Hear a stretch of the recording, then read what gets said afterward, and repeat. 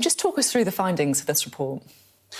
Well, you've read the report. The report is, I think, pretty brutal. What we found is that Richard Sharp, the BBC chair, has broken the rules. The rules quite clearly say that if you apply for a public service job like this, you've got to be completely open about any conflict of interest.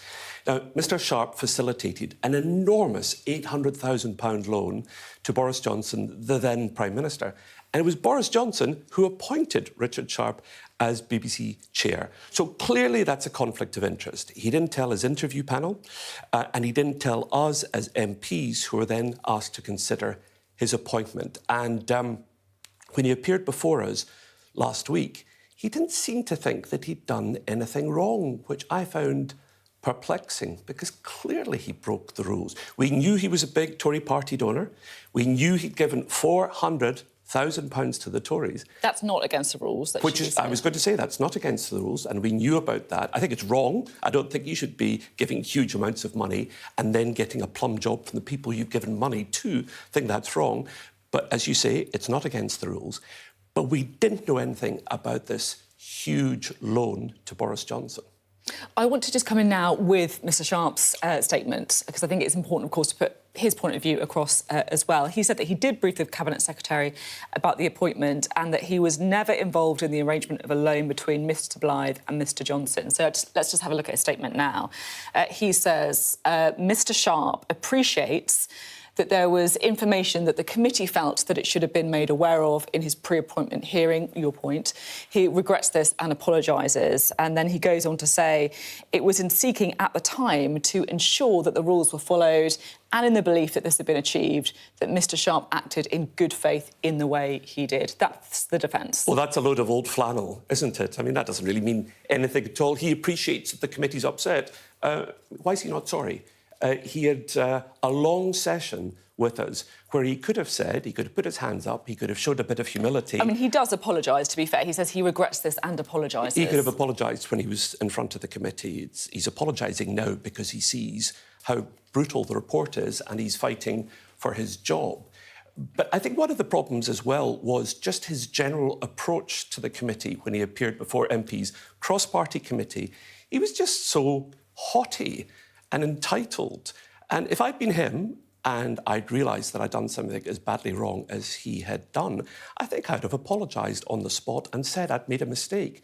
And he didn't do that. He sat before us for the whole hearing and failed to apologise at any point. Now, I just want to say, obviously your committee has a really important role in accepting the appointment of the chair. And at the time, you say you didn't know all the facts. I just want to have a look at what your committee acting chair, Damien Green, had to say, Conservative Damien Green. He said, such a significant error of judgment meant that we were not in the full possession of the facts when we were required to rule on his suitability for the role of BBC chair. If you knew then what you know now, do you think the appointment would have gone through? I can't speak for other members of the committee because we didn't know what we know then, what we know now. But it's absolutely clear that when he filled out the application form, in fact, I read out the application form rules to him, that he had to sign to say that there was nothing in his past that could potentially cause embarrassment either to him or to the BBC. Clearly, the BBC is enormously embarrassed by this. And BBC staff, I know because they're writing to me in huge numbers, BBC staff are very upset about this. They're upset about the way that he's behaved as chair, because he imposed himself on a board to choose the head of BBC News and Current Affairs. He's not a journalist. He shouldn't be doing that. So they're worried about political interference. And I think for BBC staff now, they've lost confidence in him. So it's difficult to see how he can carry on. How many have written to you then, roughly? Scores. Scores of BBC staff written to you. And would you have come to a different conclusion? I know you can't talk about members of the committee, but would you have come to a different conclusion yourself? Well, my view always is that people who've given huge donations to political parties should not be appointed to public service roles. That is my ongoing view. And I think Keir Starmer, now, if he wants to clean up politics, when he becomes Prime Minister, if he becomes Prime Minister, I think he should now say that anybody who's given a large donation to Labour or any other political party should not get a public service role and that he will not give big public service jobs to donors to the Labour Party. Because this is key, isn't it? Because a lot of people will be looking at this and say, look, you guys only kick up a fuss when it's a Conservative supporter who gets a job. Well, I think they say that to the Labour Party. They don't say that to my party. If you look at, James Pinnell, Gavin Davis, Greg Dyke, they all had affiliations to Labour. They all went into top jobs in the BBC. Some people might think, well, maybe this is a bit of a rebalancing. Well, I don't think that. I think it's wrong for any party to receive large amounts of money and for the party that receives the money then to appoint the person concerned to a top job. As I said to Mr Sharp, it's all a bit Banana Republic. Banana Republic, you think? That really is a strong statement there. And of course it matters because the BBC's reputation hinges on impartiality. Millions of people trust it, use its news services. Do you believe the BBC is impartial?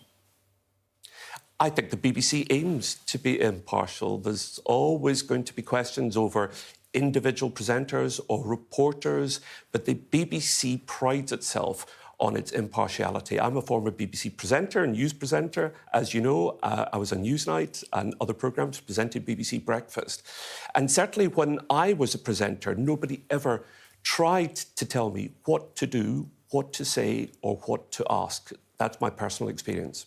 I guess Mr Sharp would say that, look, with these big public appointments, you attract people who believe in public service. And that's why you get people who have made donations or are affiliated to parties. Right. So Mr Sharp has shown no interest in broadcasting throughout his career, barring one application that he told us about. He previously applied for a job on the board of the BBC. He wasn't even interviewed. To paraphrase Mrs Merton, what was it about this application following the £800,000 facility that first attracted Boris Johnson to him as BBC chair? Is his position untenable?